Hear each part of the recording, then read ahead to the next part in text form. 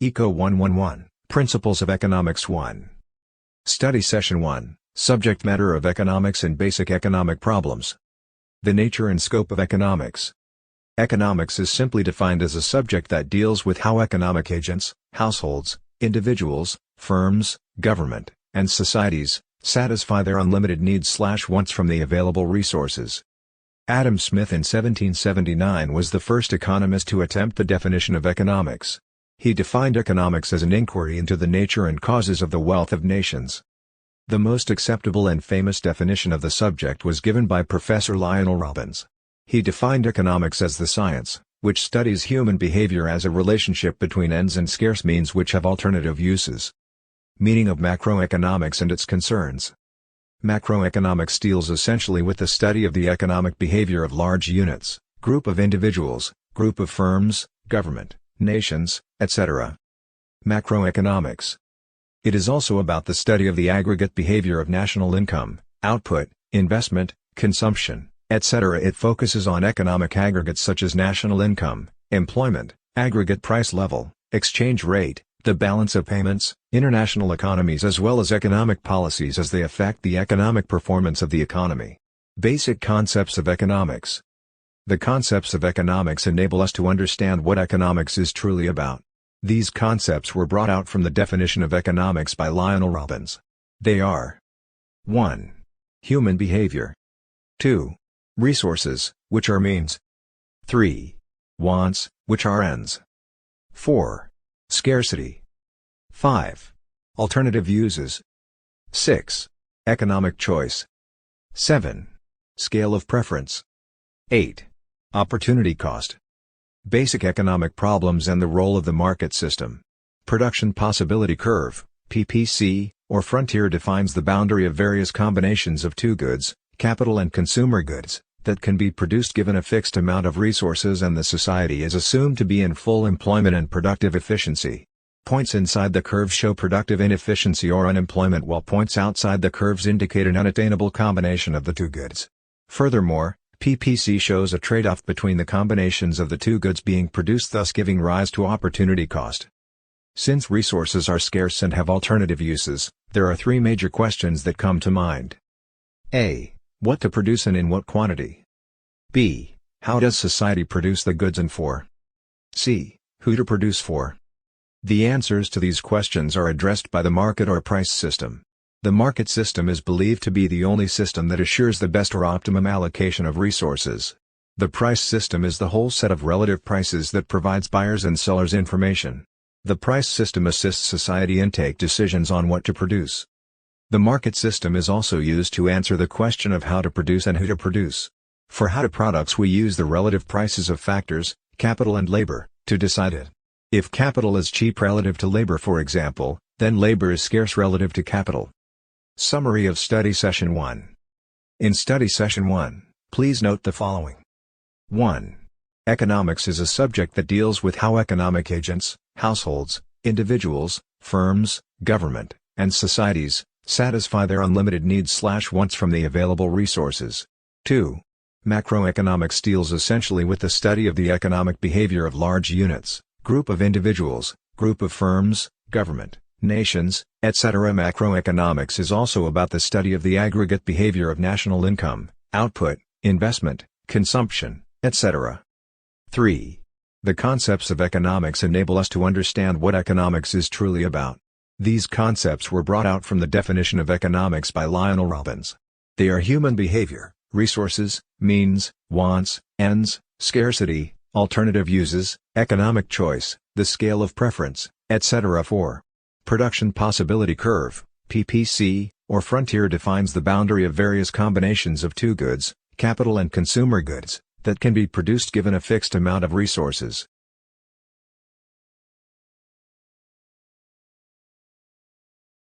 Study Session 2, National Income Accounting, Models of Income and Employment. National Income Accounting. National income accounting refers to the set of rules and techniques employed in the measurement of the total flow of output, goods and services, produced and the total flow of incomes generated by the production. Basic concepts of national income accounting. The basic concepts are gross national product, GNP, gross domestic product, GDP, Net National Product, NNP, and National Income. Gross National Product, GNP, this measures the total market values of final goods and services produced by the nationals of a country at a given period of time, usually a year. GNP is usually produced with resources owned by both foreigners and nationals. GNP is a good indicator or measure of a country's performance and well-being. GNP equals GDP plus NPI.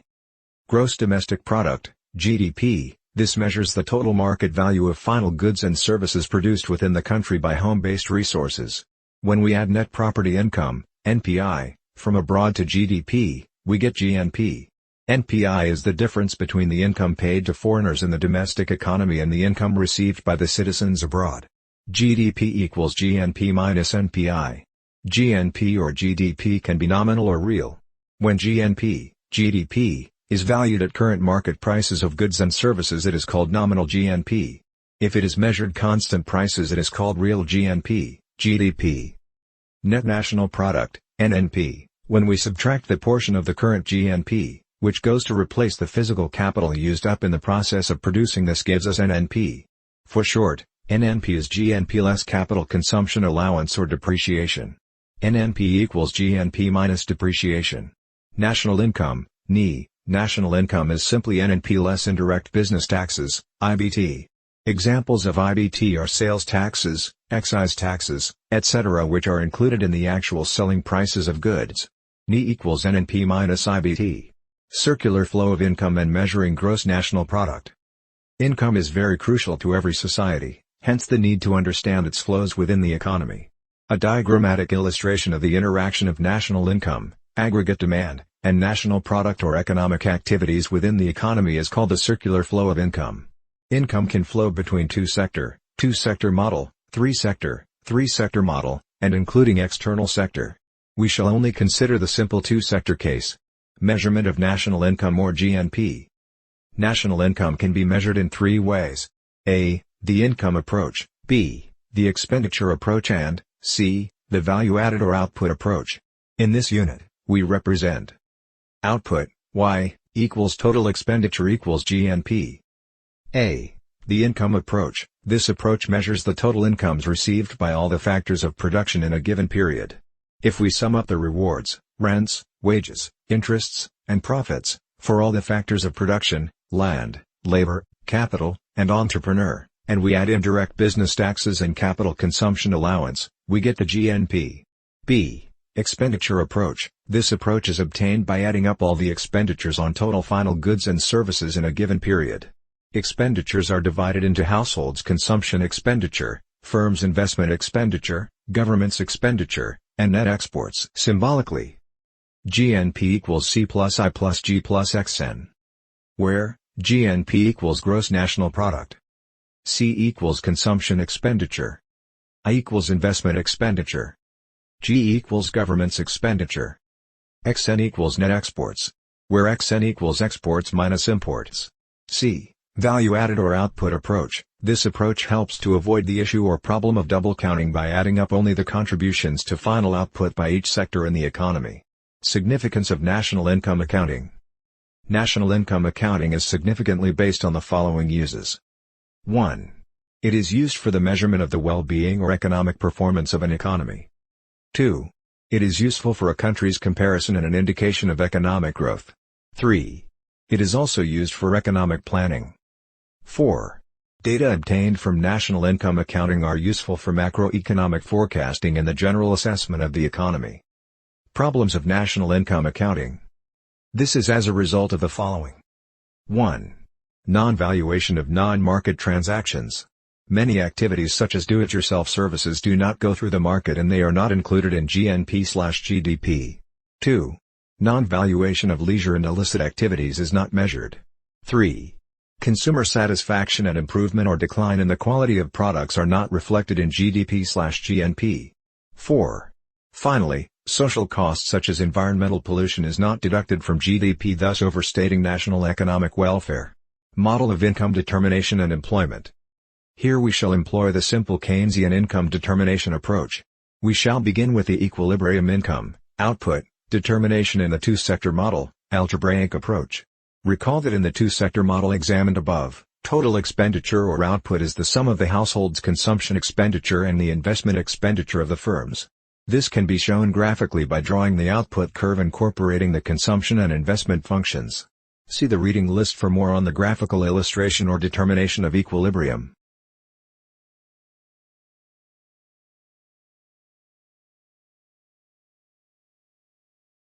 Employing an algebraic approach, we derive the equilibrium output, Y, or aggregate expenditure, AE, as A equals Y equals C plus IO, where C equals household's consumption expenditure and IO is an autonomous investment. Given the following model of national income for two-sector economy. Y equals C plus I, equation 1. C equals A plus BY, equation 2. I equals IO, equation 3. Equation 1 is an identity, Y. 2 is a behavioral equation, planned consumption as a function of income, and 3 states that planned investment is fixed at IO. The subscript 0 denotes constancy. If we substitute equations 2 and 3 into 1, we can obtain the equilibrium value of income, Y. Thus, Y equals A plus by plus I0, equation 4. If we collect like terms and solve for Y, we will have Y minus by equals A plus I0. Y, 1 minus B, equals A plus I. A plus I0. Therefore equilibrium value of income will be, Y equals equation 5. 1 minus B. If we assume A equals N100M, I0 equals N200M and B, marginal propensity to consume, MP, equals 0.8. Then 100 plus 200. Y equals N1500M. 1 minus 0.8. Therefore, the equilibrium value of income, Y, will be equal to N1500M. Equation 5 is the equilibrium value of income in the case of the two-sector model without government. Assuming the government is introduced into the system and planned government expenditure is given as G0. Assume also that taxes are lump sum, D equals D0. We can therefore solve for the equilibrium level of income in the three-sector model. Equation 1 will now be written as Y equals C plus I plus G, equation 6. C equals A plus BYD, equation 7. T equals D0, equation 8. Yard equals Y, minus T, equation 9. I equals I0, equation 10. G equals G0, equation 11. Where YD is disposable income defined by equation 9.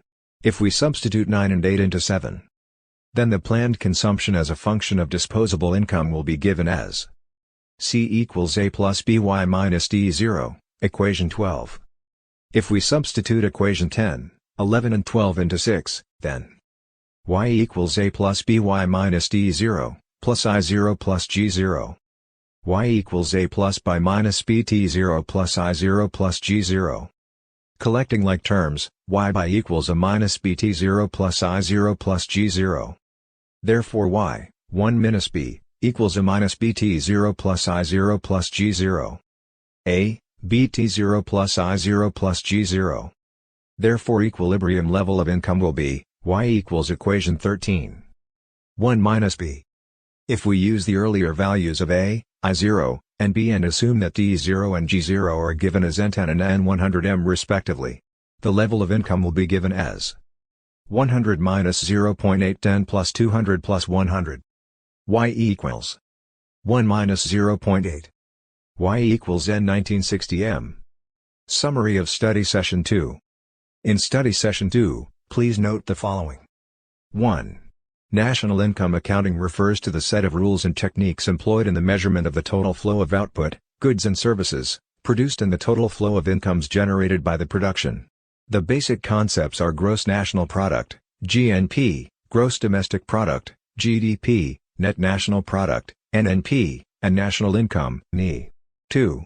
A diagrammatic illustration of the interaction of national income, aggregate demand, and national product or economic activities within the economy is called the circular flow of income.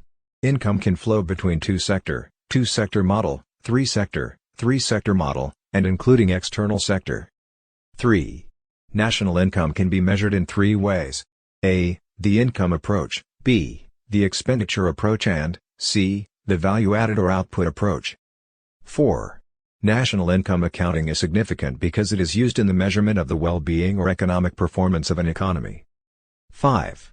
National income accounting has been criticized by critics because it is not a true reflection of the well-being of the economy.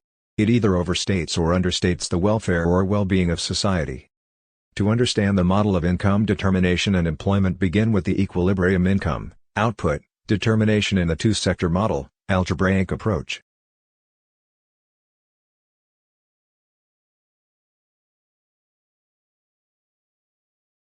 Study Session 3, Money and Banking, Definition, Types, and Functions of Money.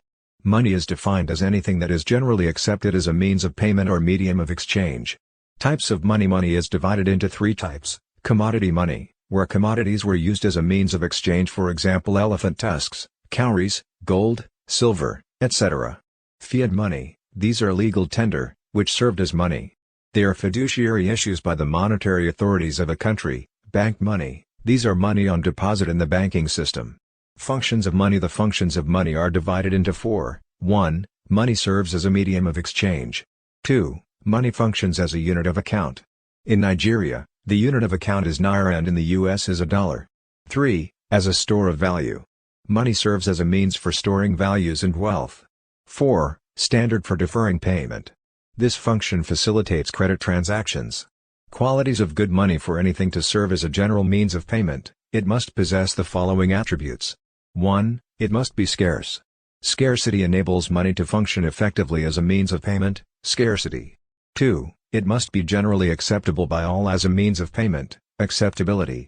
3. A good medium of exchange must be durable. Durability. 4. It must be easily carried from one place to another. Portability.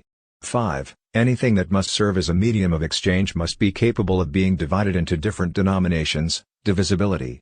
Near monies, money substitutes, and money supply. Near monies, these assets adequately satisfy the store of the value function and are easily converted into cash, money, at any time. Examples are savings and time deposits. Money substitutes, these things serve as a temporary means of payment but are not a store of value. An example is credit cards.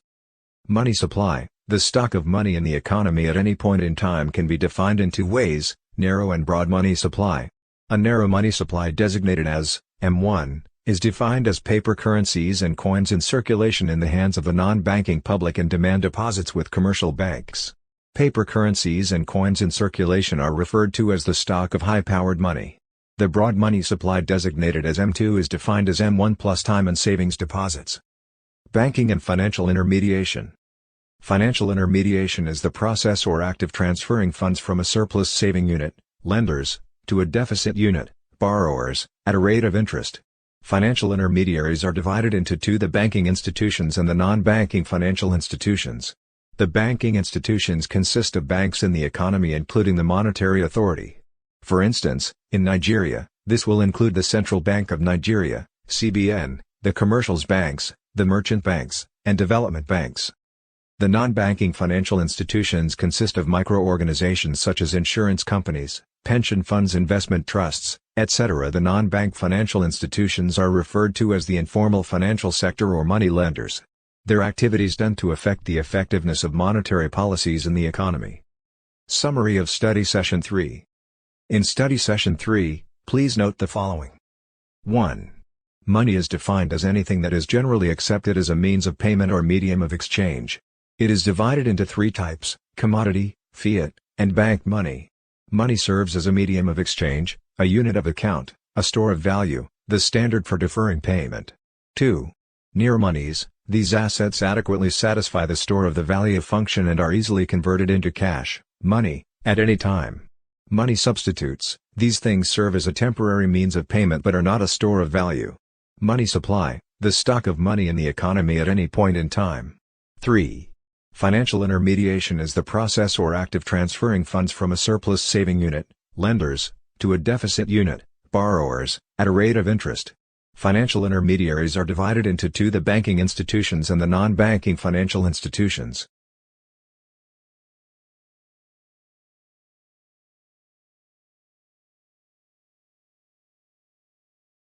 Study Session 4, Unemployment. The meaning of unemployment. Unemployment is defined as a situation in which individuals that are ready and have the capacity to work and are willing to accept the prevailing wage rate cannot find a job or get employed. Unemployment can take different forms. It can be open, semi-hidden, or disguised.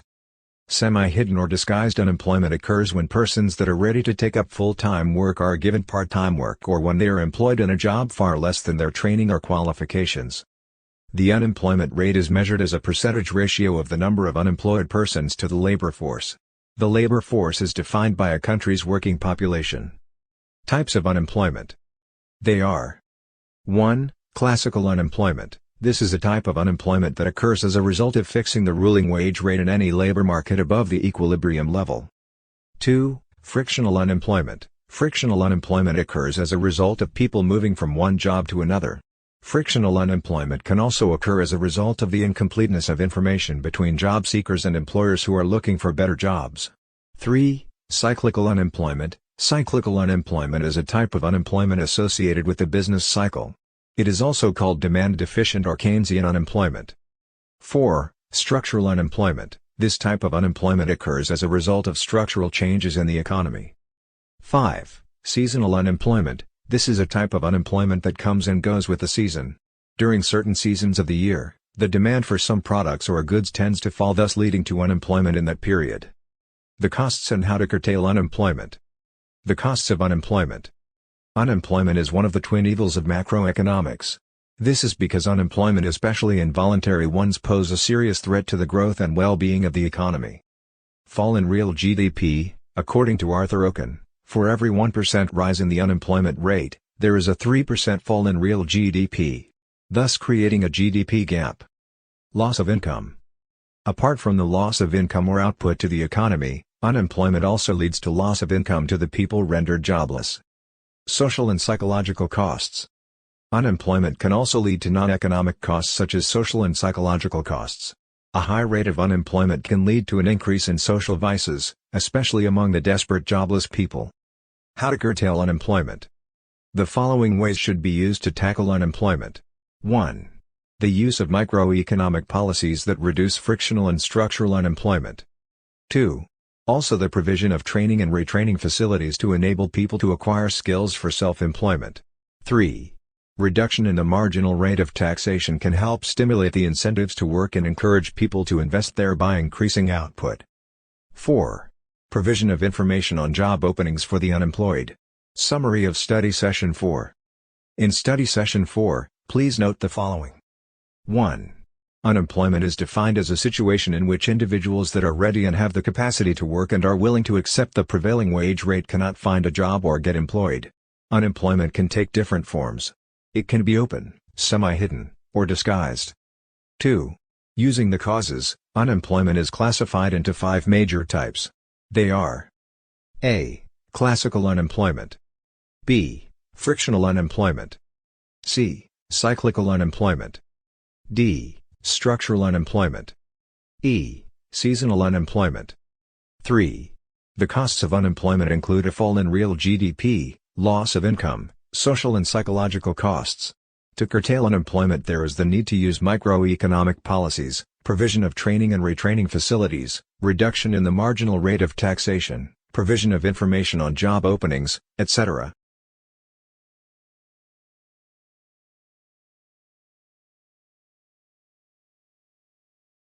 Study Session 5, Public Finance and Government Budgets.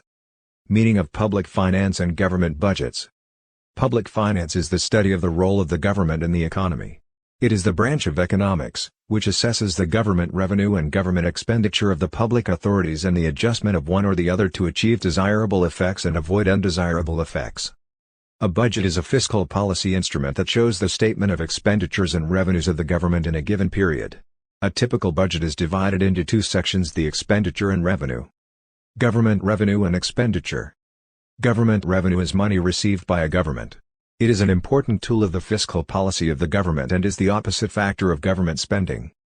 Revenues earned by the government are received from sources such as taxes levied on the incomes and wealth accumulation of individuals and corporations and on the goods and services produced, exports and imports, non-taxable sources such as government-owned corporations' incomes, central bank revenue, and capital receipts in the form of external loans and debts from international financial institutions. Types of government revenues. There are basically 4 types of government revenues. I. Taxes. 2. Grants and gifts.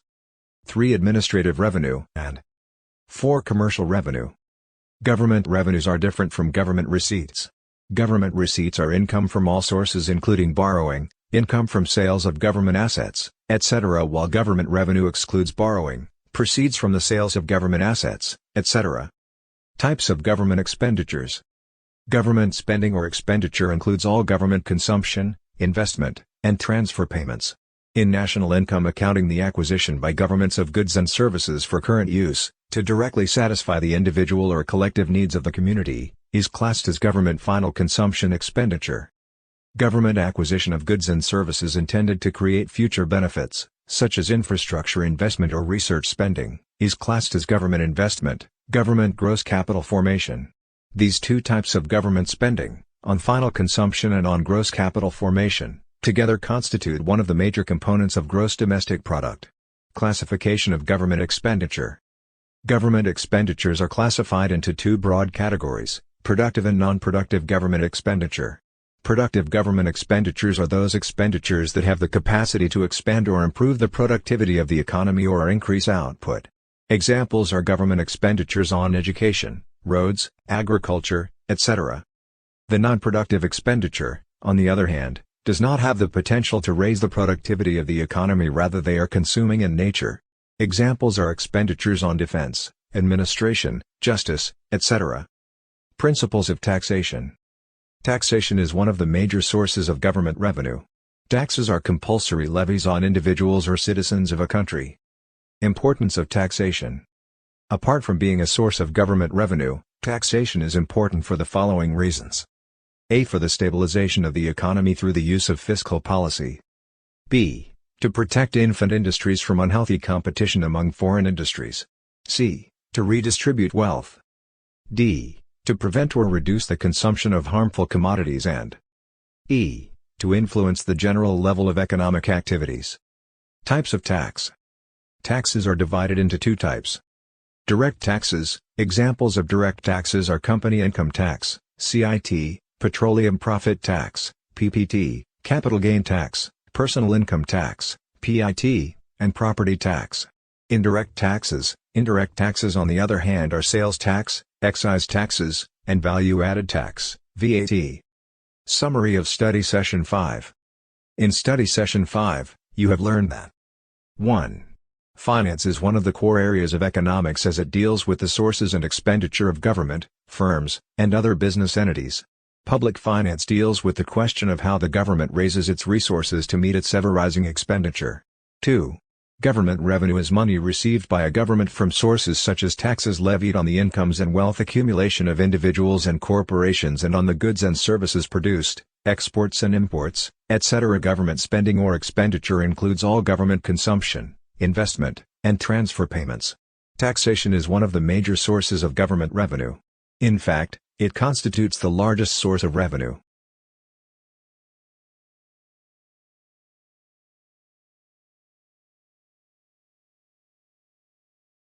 Study Session 6, International Trade. Meaning of international trade. International trade, therefore, means the movement of goods and services across international borders. It also means the transfer of goods and services to other countries. International trade is the exchange of capital, goods, and services across international borders or territories, which could involve the activities of the government and individuals. 6.2 Absolute advantage and comparative advantage. When a producer requires a smaller quantity of inputs to produce a good is said to have an absolute advantage in producing that good. Comparative advantage refers to the ability of a party to produce a particular good or service at a lower opportunity cost than another. Demerit and gains from international trade. The gains from trade can be classified into direct and indirect gains. The direct gains are the increase in production and consumption of goods as a result of trade. The indirect gains are that trade leads to economies of scale, efficient utilization of resources, the acquisition of technology, world peace, and specialization. 6.3.1 Demerits of international trade. International trade has the following demerits. A. Dependency on a single specialized product. B. The fear of domination by advanced countries. C. Self-reliance and self-sufficiency effort are weakened by international trade. And finally, D. Non-development of technological abilities, skills. Trade restrictions, arguments for and against protection. There are several arguments put up in favor of trade restrictions. These are: 1. Employment protection. 2. Protection of infant industries. 3. The source of revenue to the government. 4. Correction of the balance of payment deficits. 5. To avoid dumping. Arguments against protection. Trade restrictions have the tendency to reduce the production, consumptions, of goods, thus leading to consumption or production loss. Also, with trade restrictions, countries cannot freely consume more of each other's goods and services. It can also lead to possible retaliation. Summary of Study Session 6. In Study Session 6, please note the following. 1. International trade, therefore, means the movement of goods and services across international borders. It also means the transfer of goods and services to other countries. 2. When a producer requires a smaller quantity of inputs to produce a good, is said to have an absolute advantage in producing that good. Comparative advantage refers to the ability of a party to produce a particular good or service at a lower opportunity cost than another. The gains from trade can be classified into direct and indirect gains. International trade also has some demerits.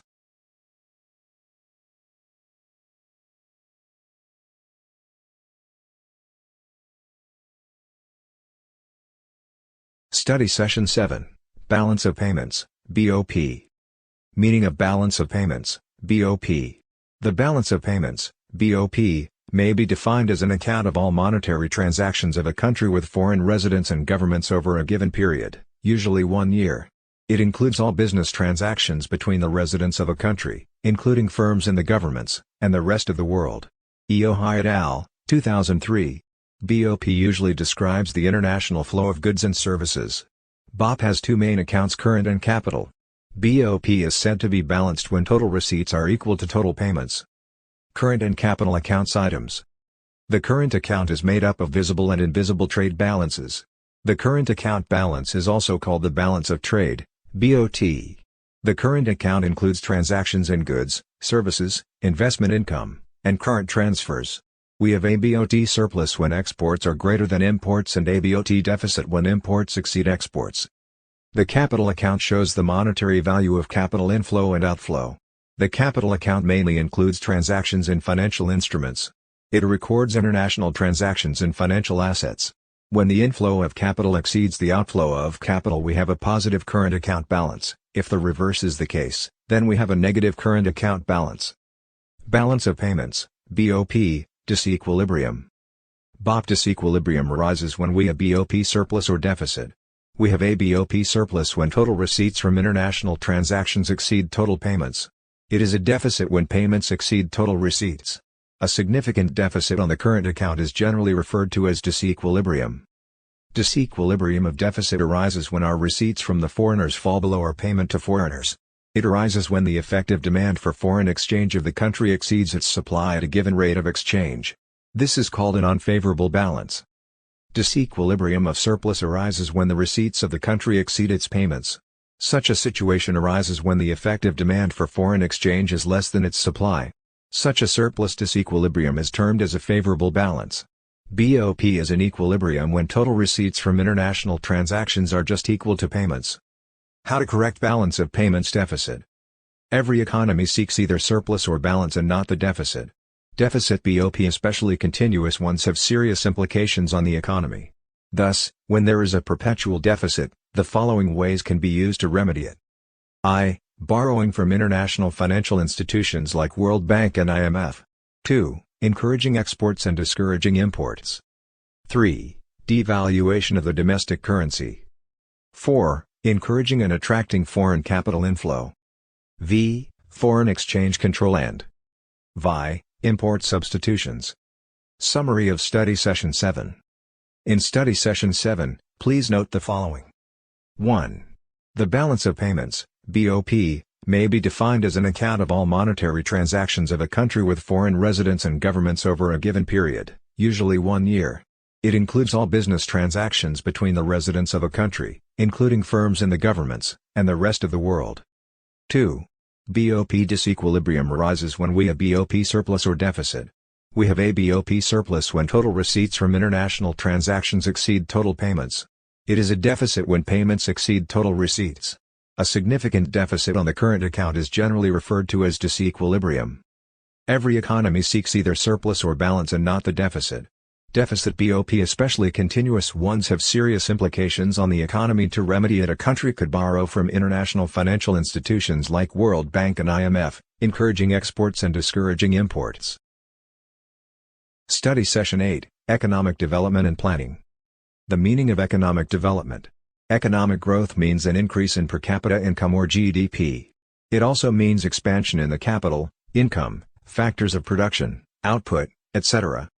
Economic development, on the other hand, means growth plus structural and institutional transformations. According to Todaro and Smith, development means the process of improving the quality of all human lives and capabilities by raising people's levels of living, self-esteem, and freedom, and that economic development studies how economies are transformed from stagnation to growth and from low income to high income status and overcome problems of absolute poverty. Sustenance, self-esteem, and freedom from servitude are the three core values of development. The three objectives of modern-day development according to Todaro and Smith are: 1. To increase the availability and widen the distribution of basic life-sustaining goods such as food, shelter, health, and protection. 2. To raise levels of living, including, in addition to higher incomes, the provision of more jobs, better education, and greater attention to cultural and human values, all of which will serve not only to enhance material well-being but also to generate greater individual and national self-esteem, and 3. To expand the range of economic and social choices available to individuals and nations by freeing them from servitude and dependence not only in relation to other people and nation-states but also to the forces of ignorance and human misery. Common characteristics of developing countries. It is important to note that these features vary in different degrees among the developing world. The common features are: 1. Rising population rate. 2. Absolute poverty and inequality. 3. Low levels of human capital. 4. Lower productivity. 5. Lower standard of living. 6. Economic dualism. 7. Higher underemployment and unemployment rate. 8. Lower levels of resources utilization. 9. Economic backwardness. 10. Lower levels of technology utilization. 11. Lack of skilled manpower.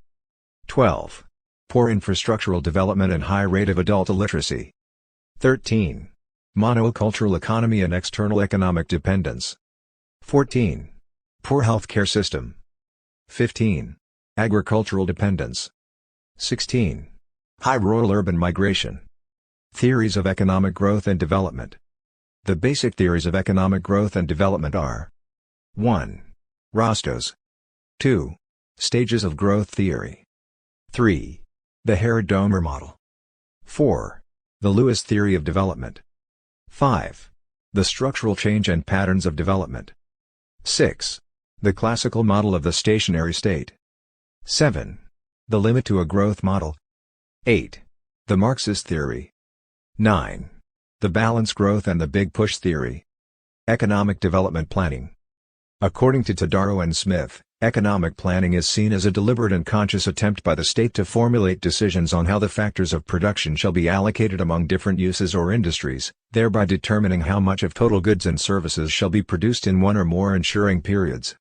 While the economic plan was seen as a written document containing government policy decisions on how resources are allocated among complete of use so as to achieve high economic growth goals over a certain period of time, the development plan can either be the total or comprehensive or a partial plan. Planning models are divided into two. 1. The aggregate growth models and 2. The multi-sector models. Todaro and Smith identified the following factors as the rationale for development planning. 1. Market failure. 2. Resources mobilization and allocation. 3. Attitudinal or psychological impact and 4. Foreign aid. Summary of Study Session 8. In Study Session 8, please note the following. 1. Economic development means growth plus structural and institutional transformations. According to Todaro and Smith, development means the process of improving the quality of all human lives and capabilities by raising people's levels of living, self-esteem, and freedom, and that economic development studies how economies are transformed from stagnation to growth and from low income to high income status and overcome problems of absolute poverty. 2. Common characteristics of developing countries are, rising population rate, absolute poverty, inequality, low levels of human capital. 3. The basic theories of economic growth and development are, the structural change and patterns of development, the classical model of the stationary state, the limit to the growth model, the Marxist theory, etc. The need for development planning was given considerable focus especially after the Second World War as the best and most effective way to achieve economic progress. National planning was widely accepted to offer the essential and perhaps the only institutional and organizational mechanism for overcoming the major obstacles to development and for ensuring a sustained high rate of economic growth.